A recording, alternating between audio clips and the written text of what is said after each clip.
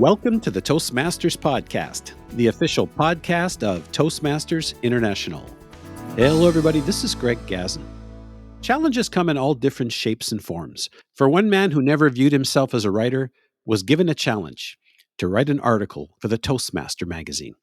Thousands of words later, that opportunity parlayed itself into an 11-year journey.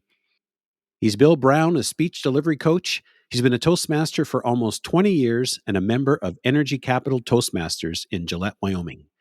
Bill has been writing for the Toastmaster magazine since 2014 and has the unique honor of having had a monthly column for the past 9 years. You may know him as from the Toastmasters Toolbox, the Answer Man, or just plain Bill Brown. Bill's recent column, Lessons from the Toastmaster, Discover What I Have Learned as a Writer for the Magazine, appears in the December 2025 issue of the Toastmaster magazine.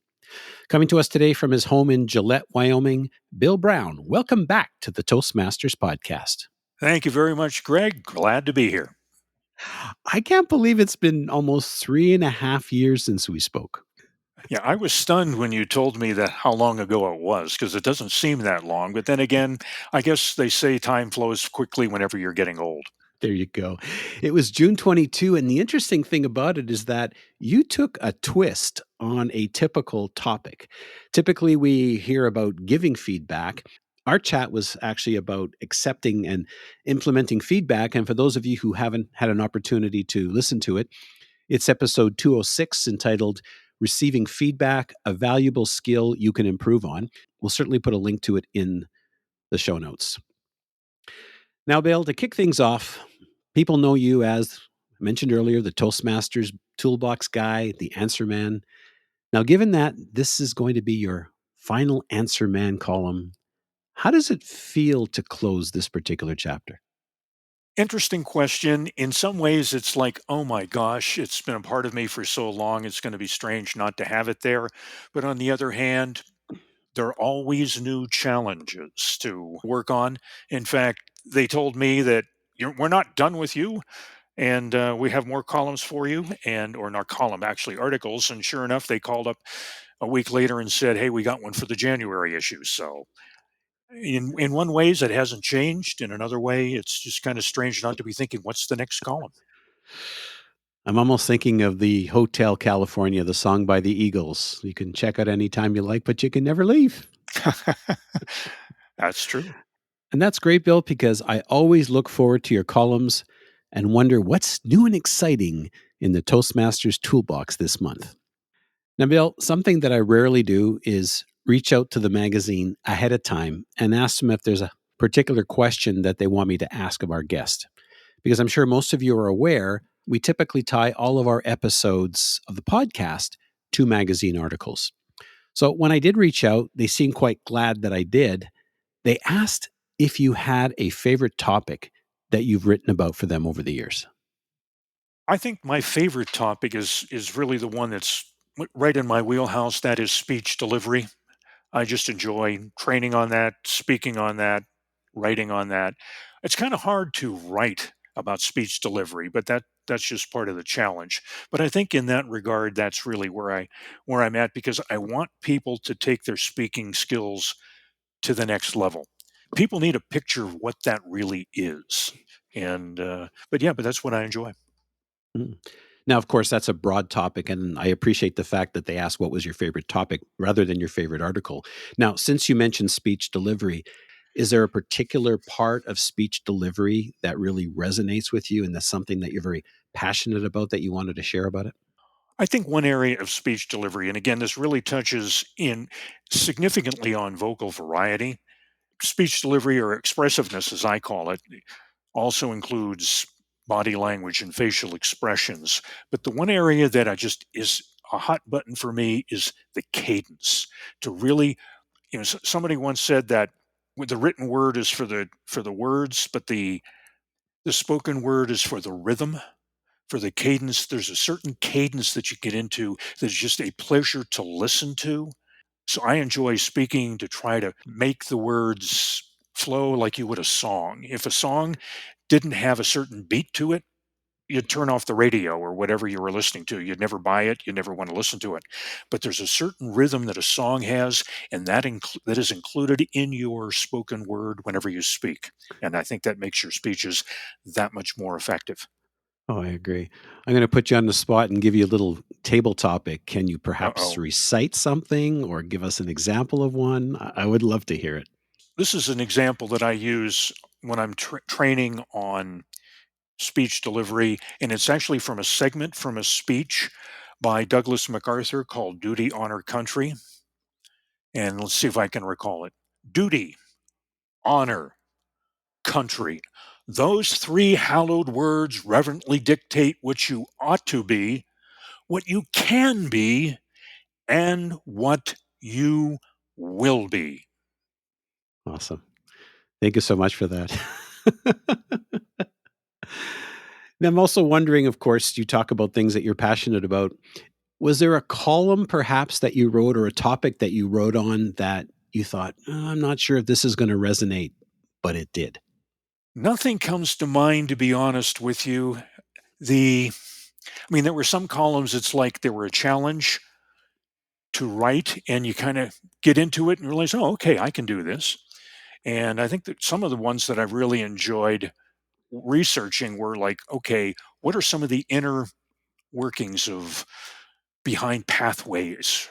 Like one I think I really enjoyed was, and this may not be an answer to your question, but it may be of pathways. When it first came out, a lot of us old timers were having trouble finding and navigating within that. And all of the trainings were done by people that knew every specific intricate way of doing it, and there were always 14, modest exaggeration, 14 ways of doing, getting to where you wanted to get to. I'm sitting there going, tell me one and don't confuse me with the rest. Did some research there and spent some time talking with the crowd down there at TI, and learned just, okay, what's the best way to get in, and just writing that article. Had some folks say, gee, thanks for doing that. I now get it. I hopefully it made people comfortable with pathways where at a start there were some of us that were struggling with it. It's like going into an electronics shop and asking them how your computer works for someone who's brand new to computers. They say, "Here's you go." Blah, blah, blah. They go A, Yeah, B, C, D, E, F, G, and it's like, no, no, no. Let's start with A. Let's start you with A. got it. You got it. Have you had any memorable or surprising feedback from your readers? Is there something that you had written something and perhaps you got an email or a phone call that just blew your mind? One was interesting. I wrote an article one time. See, my club here, I'm in a small club that's out there basically in the middle of nowhere.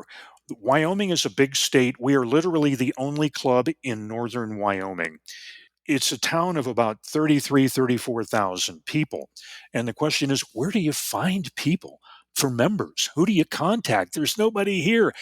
The main industries here are mining, coal mining, and ranching. And let me tell you that cattle herders don't do too much speaking. I wrote an article there because there are a lot of clubs that are out there basically saying, hey, there are a ton of places within the city that need speaking. Among them, like the local politicians that are running. I actually train some of our local politicians on speaking that have never spoken before, just so they can get up in front of people and sound like they know what they're talking about. But I wrote that article, and I actually got a call from the club growth director of our district saying, thanks for writing that. Gosh, I've got somebody in Western Colorado out in the middle of nowhere thinking of starting a club, and she's got to read this article. Yeah, I really like getting that feedback there, to know that I was helping people in similar situations to ourselves. Well, that's awesome. Can you recall the title of the article? No, to be honest with you, when I write an article and I send it in, I'm focused on the next article, and I don't recall. Probably would have been about a year ago. Well, we can certainly look it up and put the information in the show notes. So let's go back. Let's rewind a little bit. And how did you first discover Toastmasters, and what was it that brought you into the fold? I had been doing some voiceover narration. In order to get clients, I did some networking, and they said, gee, would you like to MC our meetings? Oh, okay, well, sure. Anytime to demonstrate the voice to somebody who could hire you is always a good thing. And I realized that I was much better in front of a live audience with my own words than walking into a small padded room and reading somebody else's words. I decided I wanted to focus in on speaking and started plugging into the National Speakers Association. I was living in Southern California at the time. We were in a mentorship group, and I was talking to somebody there who was in the same situation as I. And I said, he mentioned he was a Toastmaster. And I says, well, you can talk. What's the deal here? He says, no, no, no, no, no. I'm learning it to develop topics. And I'm thinking, whoa, I need to develop topics too. So I started looking at it there. He attended a meeting and said, yeah, I need this. Ultimately, came to the realization that not only did I need to use it to develop topics, I really needed it to develop my speaking skills because I wasn't really where I needed to be. So that's how I got started. So let's go further. Let's go a little further forward. Your first article, I understand, came from a casual conversation with Jeannie Harris. And if you replay that moment today, what was it that you think maybe she heard in your answer that made her say, this needs to be in the magazine? I was at the meeting. I was an area governor at the time, area director for those of you that haven't been around for as long as I have. But I was also a club VPE, VP Education. It was a large club. People kept saying, great, what do I do now? I just finished my basic manual. Where do I go from here? For those of you that weren't here then, we had 16 advanced manuals. In order to become a DTM, you needed 6. Which ones do you pick? And I had a system there where I said, well, start with this one here. And then I recommend you do this one second because it's a skill you need. It probably storytelling. And then I had a couple others for the next 2. And then here are my recommendations for the next 3. I remember one of them was the humorous manual. I said to her, and the humorous manual is the only manual with an objective standard. If they don't laugh, you weren't funny. The idea that I had a system with a little bit of humor, but again, had a system that was well thought out. She went, huh, okay. Because again, for whatever reason, she asked me the question just out of thin air. She said, and what do you recommend for that?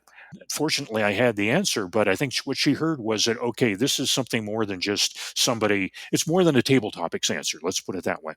Mm-hmm. So, of course, that interaction spearheaded your journey or started off or kickstarted your Yeah. journey. Yeah. How did that interaction shape your path as a writer? If we go back to my high school days, you would realize that if you talked to my high school English teacher, you would realize I am not a writer, or at least wasn't at that time. So I always thought of myself as I am not a writer. I don't want to go anywhere near that. I can talk. I was born to be behind a microphone, but writing, no. But I accepted the challenge. Sure, why not? Give it a shot. I found out, wow, okay, that worked well. I was able to formulate my ideas in a succinct format. I don't know, a few months later, I got another email. Hi, would you like to do another article? Really? Okay, sure. Ultimately, you go through enough of these iterations.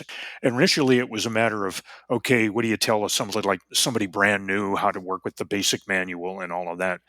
I have an engineering degree, so I do think systematically, mainly starting with that. And then later on, it's a matter of, okay, now let's relate a little bit more and developing the style to the point whereby it's something that people want to read as opposed to something that's mechanically helpful. In the article you mentioned you said your first draft came in at about 900 words and you needed surgery down to 750. Almost every time I write an article, it comes out at 900 words. It's within plus or minus 10. It's really weird. And so, yeah, major surgery is required. And I think that's a skill, as I said in the article, that's absolutely essential for speakers, especially Toastmasters. I've seen too many of them that write their speech the night before and they deliver their rough draft and it sounds that way. But if you can really work it, get the timing to exactly where you want it, and work out the flow, the cadence, just make it comfortable to speak, then you're doing great. So it sounds like this editing discipline that you learned also related back to your speaking as well. Oh, absolutely. Basically, my writing is actually written for the spoken word. It's more conversational. Again, I go for the flow because when I read something, I'm actually reading it in my mind. I was told that's a terrible thing to do if you want to be a fast reader. And I says, well, I don't care about being a fast reader. I want to understand what I'm saying. It definitely helped me as a speaker as well to make the speeches tight and that they flow and they're easy to say, especially for, I've been involved in a number of speech contests.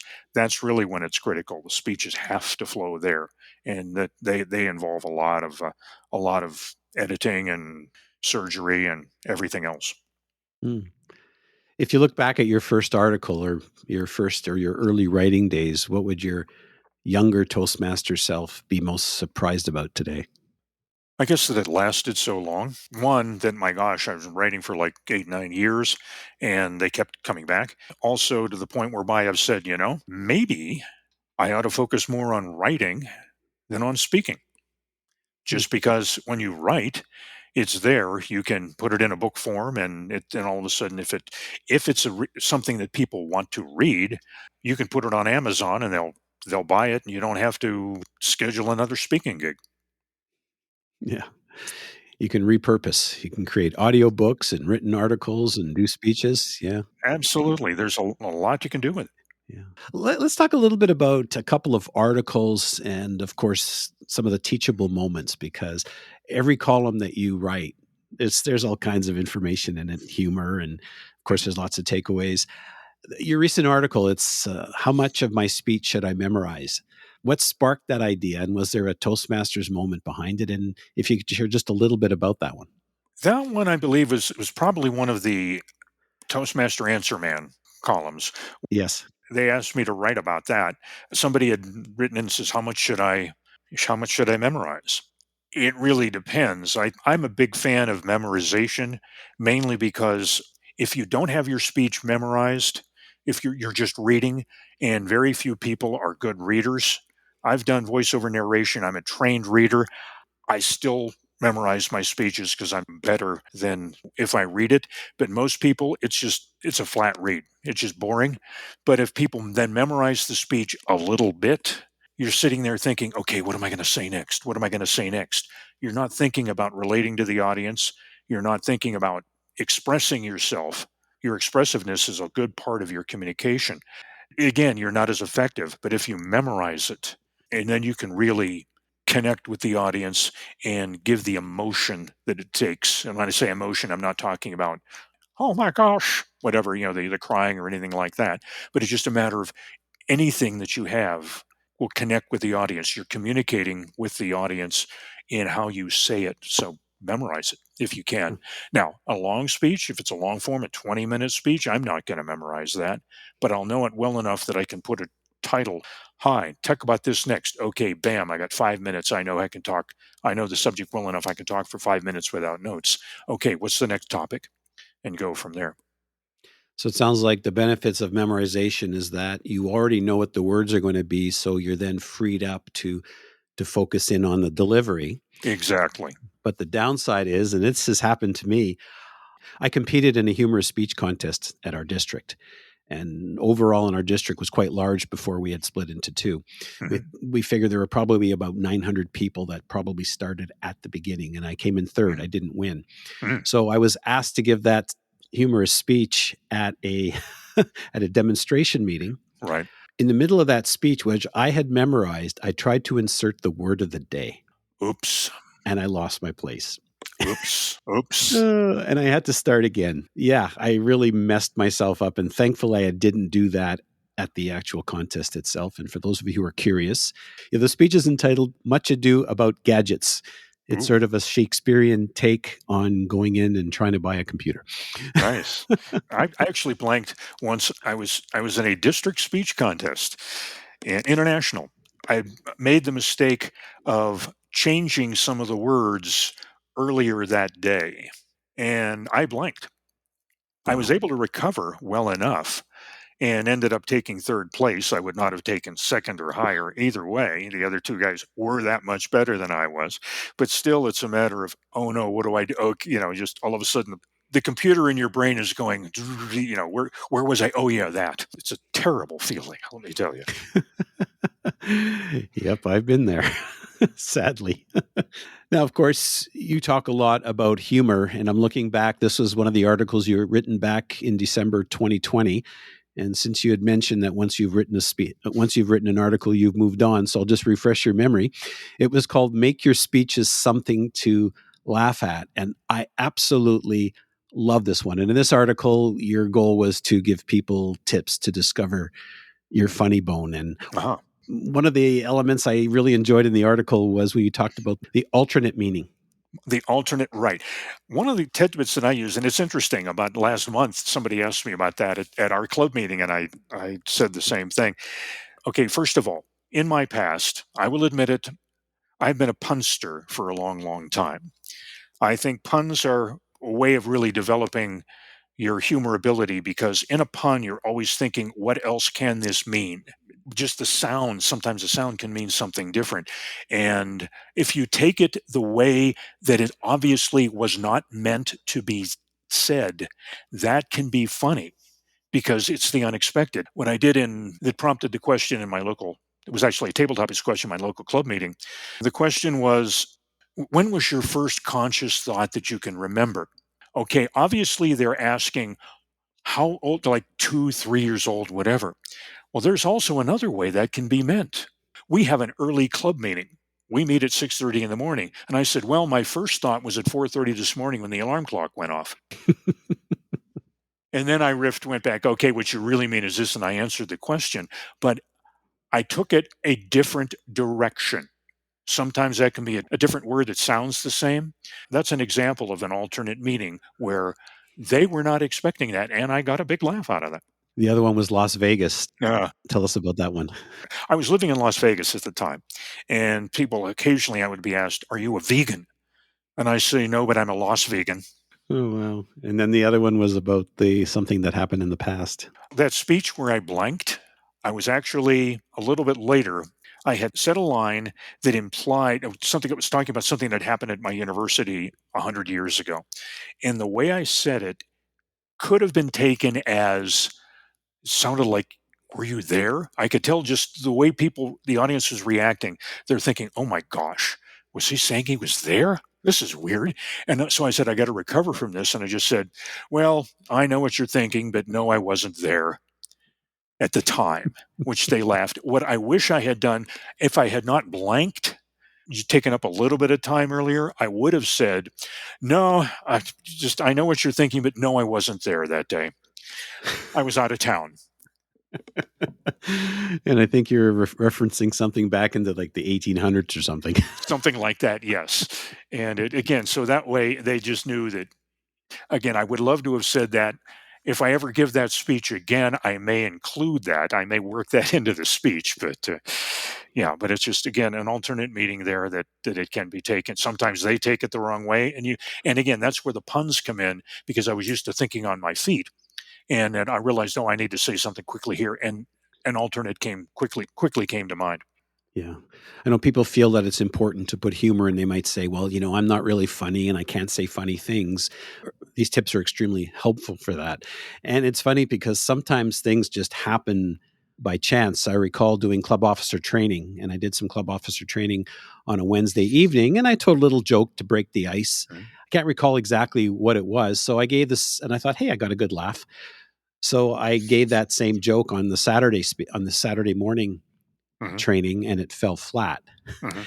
Then I said out loud, well, I guess it kind of worked on Wednesday night. And then I thought to myself, make note to self, do not deliver this joke before noon. And that actually got a laugh. So anytime Yeah. I did a morning training, I would use that type of humor, and Yeah. it actually worked. Self-deprecating humor is usually quite Yeah. effective. Yeah. Now, of course, humor could also be very subjective. That also leads me to the question. You write for the Toastmaster magazine. It is a global audience, and I know that writing for a global audience is a skill. What was the biggest adjustment that you feel you had to make, if any, to ensure that the advice that you delivered resonated internationally? When I first started, and again, we always have an editor in this that goes through it. And when I first started in my first few articles, my wording was a little bit too esoteric to either the US or to Southern California. And the editor would send me the comment, okay, now this is an international audience. They may not know what you're talking about. How can you restate that? And it got me thinking over time that, oh, I need to think about this when I'm writing the first time, when I'm doing my initial edits before I submit the article. And got me thinking, okay, I need to think of the listener and who is listening. What do they know? What makes sense to them? Rather than stay in a writer speaker mode, write as if I am the reader. And I think that was the biggest adjustment that I made. Think like a listener, write as if you're the reader. Yeah. I love that. Yeah. Bill, that's sage advice. And folks, if you've gained a lot of insight from listening to our conversation with Bill, I highly encourage you to share this episode with your friends and family and fellow Toastmasters. You can find the Toastmasters podcast at toastmasterspodcast.com, toastmasters.org, Apple, Spotify, and anywhere you get your podcasts. And don't forget to check out Bill's Answer Man article, Lessons from the Toastmaster. Discover what I have learned as a writer for the magazine in the December 2025 issue of the Toastmaster magazine. And Bill, I know you sort of alluded to it at the beginning as you share your last tool from your Toastmasters Toolbox and your final answer as the answer man. You close the article with a call to action for others. What's next for Bill Brown? I am in the process of developing, among other things, a speech delivery training. That's my forte. And that'll be announced on the website and my email list and all of that. But again, I'm looking at writing. I've got some books in mind and some other keynotes, speeches, and that I will be out speaking, some of them locally, some of them hopefully on a larger audience. But yeah, as far as Toastmasters is concerned, they have indicated to me that they're not done with me yet either. In fact, not only will you see my last column in December, you'll see an article in the January issue. So I'm still going to be around here, still be writing and speaking for Toastmasters. And if you wanted to reach out to me, the best place is probably to go to my website, billbrownspeechcoach.com. It's got all the contact information there. Feel free to email me, feel free to call if you need to. Glad to answer your questions and help out and encourage you along the way. And we'll certainly put that information in the show notes. Bill Brown, thank you so much for spending the time speaking with me today. And of course, your wisdom over the years has been much appreciated, and we look forward to more. Thank you, Greg. Appreciate the opportunity to chat with you here on the Toastmaster Podcast.